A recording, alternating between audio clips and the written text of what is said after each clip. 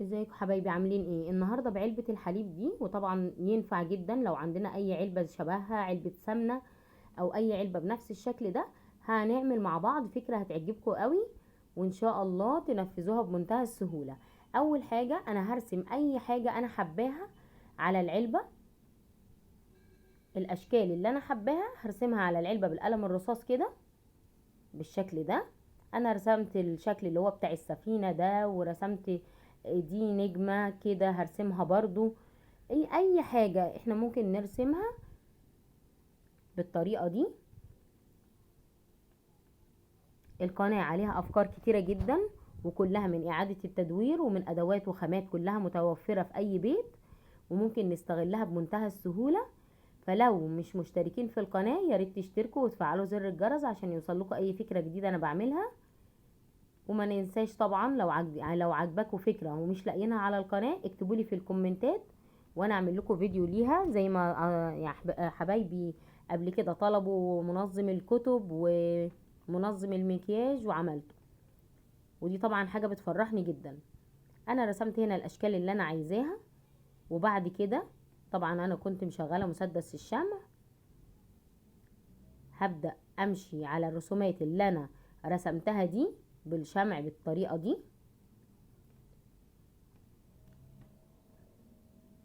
يعني الفكرة كلها مش محتاجة اي حاجة غير مسدس الشمع، ولو مش عندنا ممكن نسخنه الشمع نفسه على اي حاجة زي البوتاجاز، بس طبعا يكون حد كبير اللي بيعمله، ونعمل نفس الفكرة برضو بيه مفيش مشكلة خالص.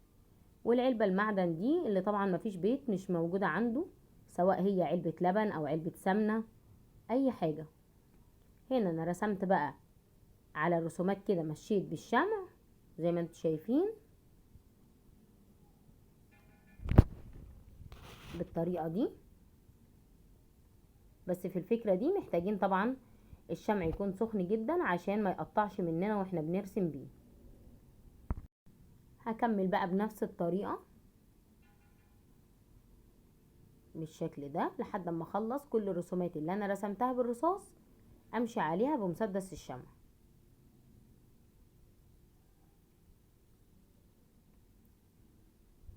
طبعا لو الفكرة عجبتكم ما تنسوش اللايك والشير والكومنت الجميل اللي بيفرحني دايما من حبايبي.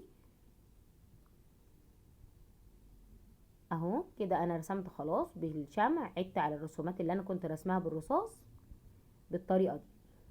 هنا انا هبدأ انضف اي بقايا او اي حاجات خطوط ملهاش لازمة، عشان طبعا الخطوة اللي جاية هلون سواء بسبراي او بالوان عادية. فالخطوة دي لو ما تنضفتش العلبة كويس جدا من بقايا الشمع بتبان في الخطوة اللي بعدها.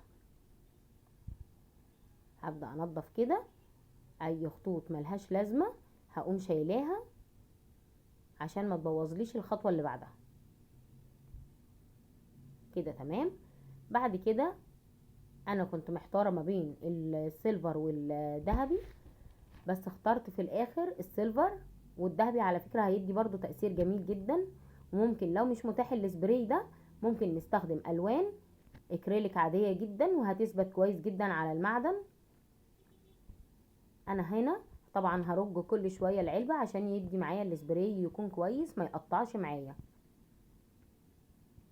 كده تمام. هبدأ اغطي كل العلبة.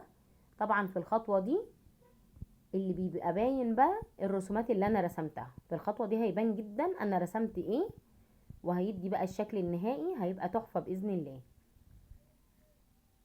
بصوا الرسومات بقى اللي انا رسمتها بالشمع هي اللي بانت، وبقى ده شكلها النهائي. طبعا ممكن نستخدمه كمنظم لأدواتنا، كل واحد طبعا واستخداماته. ممكن نستخدمه كمنظم للمعالق والشوك والسكاكين في المطبخ، وممكن نستخدمه كمنظم للفرش بتاعت الأسنان، ممكن نستخدمه كمنظم للمكتب لأقلامنا وأدواتنا. كل واحد طبعا على حسب استخدامه.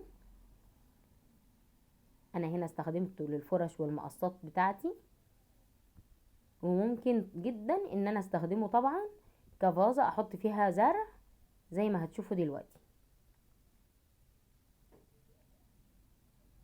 ايه رأيكم؟